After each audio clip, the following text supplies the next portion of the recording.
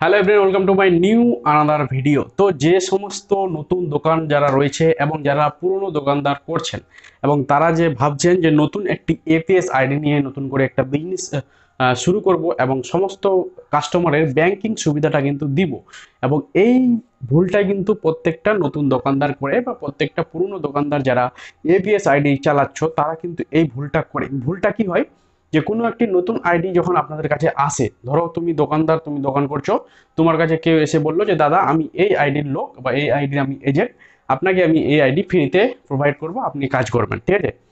এটা হলো একটা। দ্বিতীয় হচ্ছে, আপনি কোনো জায়গায় অনলাইনে দেখলেন অ্যাডে যে আপনি হয়তো কোনো বিজনেসকে চালু করতে চান, এপিএস কাস্টমার সার্ভিস পয়েন্ট, ঠিক আছে। তাহলে আপনারা কি করেন, আপনারা এখানে রেজিস্টার করুন এবং আমি আপনাদের কন্ট্যাক্ট করে নেব। তখন আপনারা কি করেন যে সেখানে নিজের মোবাইল নাম্বার, জিমেল আইডি দিয়ে, হ্যাঁ, আপনাদের অ্যাড্রেস দিয়ে আপনি সেখানে কি করেন যে ফর্ম ফিল আপ করে দেন বা রিকোয়েস্ট করে দেন যে হ্যাঁ আমার সিএসপি লাগবে। তখন ওরা কি করে আপনাকে কন্ট্যাক্ট করে, এবং কন্ট্যাক্ট করে কোনো একটা এমন কোম্পানির নাম বলে যেটা হয়তো আপনি কোনোদিন শুনেননি, ঠিক আছে। হয়তো জাস্ট অনেক ধরনের পে রয়েছে, জাস্ট পে, তারপরে তোমার পে মেকার, আরও তোমাদের দু তিনটা ধরো আরও কোনো কোম্পানি রয়েছে, সেই সমস্ত কোম্পানির নাম তোমাদের বললো, আমি সেই কোম্পানিগুলোর নাম বলছি না। এবং এর মধ্যে যে দুটো কোম্পানি রয়েছে সেই দুটো কোম্পানি কিন্তু অলরেডি ফ্রড করে বসে রয়েছে, এবং কাস্টমারের পরে যখন প্রবলেম হচ্ছে তখন কিন্তু আমার কাছে আসছে যে দাদা আমার এরকম এই এত টাকা ফ্রড হয়ে গেল। নাম্বার ওয়ান হচ্ছে, যখন কেউ যদি এইভাবে কেউ আসে তোমাদের দোকানে বা আপনাদের দোকানে যদি কেউ এইরকম আসে, ঠিক আছে, তো আসার আগে তাকে জিজ্ঞাসা করবেন যে এই আইডিটা কতদিন ধরে চলছে, এই আইডিটা আজও জেনুইন কি না, ঠিক আছে। সেটা কিন্তু দায়িত্ব আপনাদেরই থাকবে যে সেটাকে আগে প্রপার ভেরিফাই করবেন, তবেই কিন্তু আপনি সেটাতে কাজ করবেন। কারণ কিন্তু এটা এপিএস আইডি, এটাতে আপনি 50,000, 1 লাখ এবং কি 1.5 লাখ 2 লাখ টাকা কিন্তু সবসময় আপনার ওয়ালেটে থাকবে, ঠিক আছে। হুট করে যদি বন্ধ হয়ে যায় তখন আপনি একটা বিপদে পড়বেন যে এত একটা মোটা অ্যামাউন্ট আপনার কাছ থেকে গায়েব হয়ে যাবে, ঠিক আছে। তো আপনাকে যদি কেউ ফ্রিতে আইডি দেয় তবু কিন্তু নেবেন না। আর আইডির জায়গায় কোনো জায়গায় যদি আপনি কি করেন যে রিকোয়েস্ট করেন যে দাদা আমি এপিএস আইডি নিব, আর সে ওখান থেকে বসে বসে আপনার এপিএস আইডি করে দিল, আর আপনি সেটাতে কাজ করছেন বিন্দাস, কোনো অসুবিধাই নাই, তাহলে কিন্তু সেই আইডিও কিন্তু কি বন্ধ হওয়ার সম্ভাবনা থাকে। তো এবার আপনাদের কোশ্চেন থাকবে, তাহলে আমরা কোথায় আইডি নিব? দেখো, যেখানে আইডি নেও না কেন, আপনাদের দোকানে যে ভিজিট করবে তবেই কিন্তু আপনি আইডি নেবেন, ঠিক আছে। আপনার দোকানে যে ভিজিট করে আপনার প্রপার লিস্ট দিবে, যেমন কিছু জেনুইন কোম্পানি রয়েছে সেই কোম্পানিতে আপনারা এপিএস আইডি চালাতে পারেন, যেমন এয়ারটেল পেমেন্ট রয়েছে, ফিনো পেমেন্ট ব্যাংক রয়েছে, মুভি সাপার রয়েছে, তারপরে তোমার স্পাইস মানি রয়েছে, ঠিক আছে, তারপরে তোমার রোয়েনেট রয়েছে।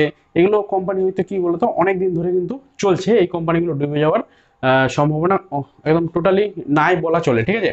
তারপর ইন্ডাসইন্ড ব্যাংক রয়েছে, ঠিক আছে। অনেকগুলো কিন্তু সিএসপি এই সমস্ত আইডিগুলো কিন্তু দেয়, সেই আইডিগুলোতে নিয়ে কিন্তু তোমাদের কাজ করতে হবে। নতুন কোনো হুট করে আইডি দিয়ে দিল আর আপনারা বললেন যে হ্যাঁ এই আইডিটা জেনুইন, সেই আইডিটাতে কোনো কাজ করা যাবে না। যেমন আরেকটা জেনুইন কোম্পানি রয়েছে তোমার ভিটকম, এইসব কোম্পানিগুলোতে কি জেনুইন কোম্পানি, এগুলো কিন্তু কখনোই আপনাদের কি হবে না, মানে উঠে যাবে না, ঠিক আছে। এবার এর মধ্যে একটা আমাদের রিটেলার ছিল, সে আমার কাছে আইডি নিয়েছিল এবং সে নিজে একটু আহ, মানে নিজে একটু যেটা বুদ্ধি থাকলে যা হয়, সে কি করে একটা পোর্টালে গিয়ে নিজে রেজিস্টার করে দেয় যে হ্যাঁ দাদা আমার এপিএস আইডি লাগবে। তারা কি করে তার রিকোয়েস্টটা নেয় এবং তাকে ফোনে ফোনে বলে যে দাদা আমি আপনাদের সমস্ত একটা আইডি আপনাদের কি করলাম, অ্যাক্টিভ করে দিলাম, আইডি চার্জ আপনার 1500 টাকা। তো 1500 টাকা কি করলো সেই ছেলেটা আইডির জন্য তাকে দিয়ে দিল কি করে, ফোনপেতে। ফোনপেতে দেওয়ার পর তাকে এবার বলছে যে ঠিক আছে আপনি যখন ফোনপেতে এটা দিলেন, তো আপনার জন্য আরো 2000 টাকা অ্যাড করতে হবে আপনাকে এপিএস আইডিটা অন করার জন্য, সেই টাকাটা আপনার ওয়ালেটেই থাকবে। তো আবার সেই কিউআর কোড দিল, আবার সেই রিটেলারটা আবার পেমেন্ট করলো। এবার পেমেন্ট করার পর কি করলো, ওর ওয়ালেটে কিন্তু সেই 2000 টাকা কিন্তু জমা থাকলো, ঠিক আছে। এবার কথা হচ্ছে, যে পোর্টাল দিয়েছে ওনাকে, ওই পোর্টালের কাজ হচ্ছে তুমি যে কিছু আমাদের যেরকম ডকুমেন্টস রয়েছে তোমার Aadhaar card, voter card, PAN card, driving licence, তারপরে তোমার রেশন কার্ড, এই সমস্ত জিনিস যদি হারিয়ে যায় তাহলে ওখান থেকে কিন্তু আপনারা পিন করতে পারবেন, ঠিক আছে। অনেক এগুলো কিন্তু সফটওয়্যার রয়েছে যেখানে যদি জাস্ট পিন বলে অপশন থাকছে, সেখান থেকে তোমার 10-20 টাকা কাটে, তারপর সেখান থেকে কিন্তু পিন কিন্তু চলে আসে একটা নতুন করে, Aadhaar card, PAN card, voter card, এই সমস্ত জিনিসগুলো কিন্তু তুমি প্রিন্ট করতে পারবে। সেই রকম একটা আইডি দিয়ে দিয়েছে এবং ওনাকে বলছে যে আপনি যদি কারো আধার কার্ড হারিয়ে যায় তাহলে ওখান থেকে আপনি প্রিন্ট করবেন, আপনার যে 2000 টাকা ওখানে পড়ে আছে সেখান থেকে আপনার 30 টাকা করে কেটে যাবে।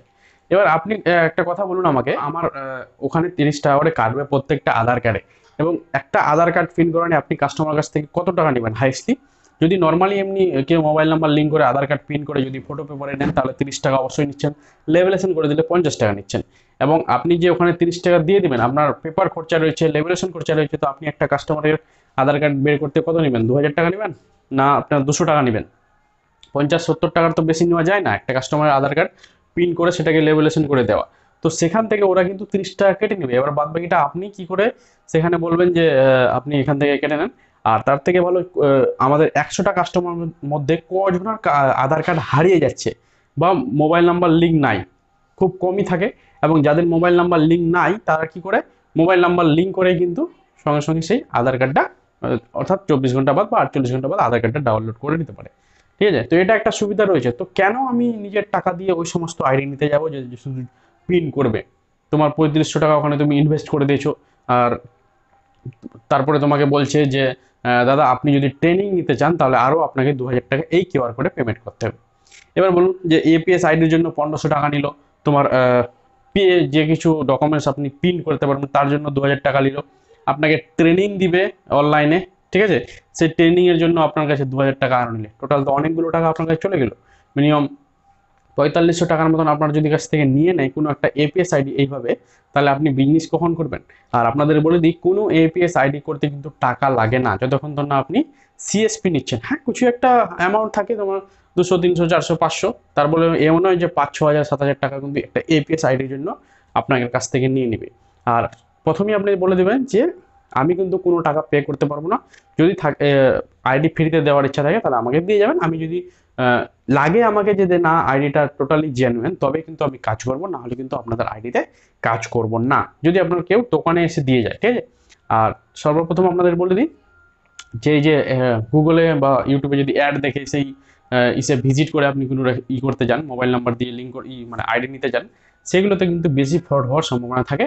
আপনাকে ধাপে ধাপে কিন্তু টাকাগুলো ফ্রড করে। এবং এইরকমই একটা আমার কাস্টমার কি হয়েছে, সে অলরেডি 3500 টাকা কিন্তু পেমেন্ট করে দিয়েছে। তো সেই কোম্পানিটির নাম হচ্ছে জাস্ট পে, এই বলে একটা কোম্পানি রয়েছে জাস্ট পে বলে, সেইটা একটা কোম্পানিতে 3500 টাকা চলে গেছে। বাট কোম্পানিকে যখন আমরা চাপ দিই, যখন আমি ওনাকে বলি যে এইভাবে উনি এই সমস্ত কাজ করবেন না এবং নতুন দোকানদার আছে এই সমস্ত কাজগুলো করতে পারবে না, আপনি একটু চেষ্টা করে ওনার টাকাটা ব্যাক দিয়ে দেন। তো উনি জিমেল টিমেল করে মিনিমাম 7-8 দিনের বাদ টাকাটা ব্যাক দেওয়ার কথা বলেছে, আজও কিন্তু ব্যাক দেয়নি। দিবে কি না সেটা কিন্তু পরের কথা। তো ওনারা কিন্তু বলেছে যে হ্যাঁ ব্যাক দিয়ে দিব। এবার কথা হচ্ছে আরেকটা এইরকমই একটা তোমার কি ছিল, ছিল মানে কোম্পানি ছিল, সেটা হচ্ছে নাম হচ্ছে তোমার পে মেকার। আমাদেরই একটা রিটেলার কি হয়েছে আমাদের গ্রামে, সেই রিটেলার একটা কে অচেনা তাকে দোকানে গিয়ে দিয়ে এসছে, বলছে এটা দেখুন এটা আমাদের পে মেকার, এখানে আপনারা রিচার্জ ফিচার্জ উইথড্রল ডিপোজিট সমস্ত কিছু এখান থেকে করতে পারবেন। উনি কি করে বিশ্বাস করে নিয়ে 2-3 মাস কাজ করে, 4 মাসের পর যখন ওনার টাকা 20,000-এর মতন হয়ে যায়, 20 থেকে 15,000-এর মতন, তখন কিন্তু সেই টাকাটা কি হয় আটকে যায়। সে দেখতে পায় কিন্তু সেটেলমেন্ট আর হয় না। তার মানে কি কোম্পানি কিন্তু চলে গেছে। এবার কোম্পানির উপরে যখন আমরা ফোন করি, কোম্পানির কাস্টমার কেয়ারে ফোন করি, ফোন আর ধরে না, ফোন লাগলেও পরে ফোন ধরে না, জিমেল করলেও কোনো জিমেলের অ্যান্সার দেয় না। তবে আমরা কি করি, সেখান থেকে সেই কোম্পানির নাম অনুযায়ী আমরা কিন্তু একটা সাইবার ক্রাইমে কিন্তু একটা অ্যাপ্লিকেশন করি, এবং এখনো পর্যন্ত সেখান থেকে কোনো রিপোর্ট আসেনি। তো আপনাদের অবশ্যই আমার এটা ইনফরমেশন দেওয়ার একটা দায়িত্ব ছিল, কারণ আপনারা যারা আইডি নিয়ে কাজ করছেন তারা কিন্তু অবশ্যই এইটা মনে রাখবেন যে কাউকে কোনো টাকা দেওয়া যাবে না যতক্ষণ না আইডি আপনার অ্যাক্টিভ করে যায়। প্লাস কোনো আইডি আপনারা হুট করে নেবেন না, যে যেগুলো আছে আপনাকে দিল হুট করে আইডি এবং আপনি কি করলেন সেগুলোকে কন্টিনিউ চালাতে থাকলে কবে যে বন্ধ হবে সেটা কিন্তু খুবই বলা মুশকিল। আর আপনাদের বলে দিই যে আপনারা জেনুইন আইডি নিয়ে ইউজ করবেন। আর আপনাদের বলে দিই এটাও যে যারা প্রথম আমার এই চ্যানেলে ভিডিও দেখছেন তারা কিন্তু চ্যানেলটা অবশ্যই সাবস্ক্রাইব করে নেবেন, ঠিক আছে। আর এই ফাইন্যান্স রিলেটেড কোনো কিছু যদি কারোর কাছ থেকে ফ্রড হয় তাহলে আমাকে অবশ্যই কমেন্ট করে জানাবেন, যতটা সম্ভব আমি সেই কমেন্টের রিপ্লাই দিব। এবং বেশি যদি সেই টাইপের ফ্রড হয় তাহলে আপনাদের নিয়ে অবশ্যই আমি একটা ভিডিও বানিয়ে দিব। আর কীভাবে একটি কমপ্লেন করবেন সেই কমপ্লেন নিয়েও কিন্তু আমি একটা এক্সট্রা ভিডিও বানিয়ে দিব।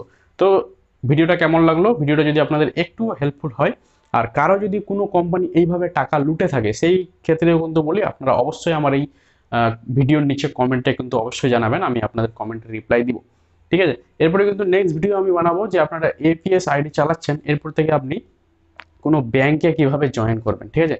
তো সেটা কিন্তু নেক্সট টপিক হবে, তখন দেখতে থাকবো জাহাঙ্গীর দ্য টেকনিক্যাল। দেখা হবে আবার নেক্সট ভিডিও, ঠিক আছে, টাটা।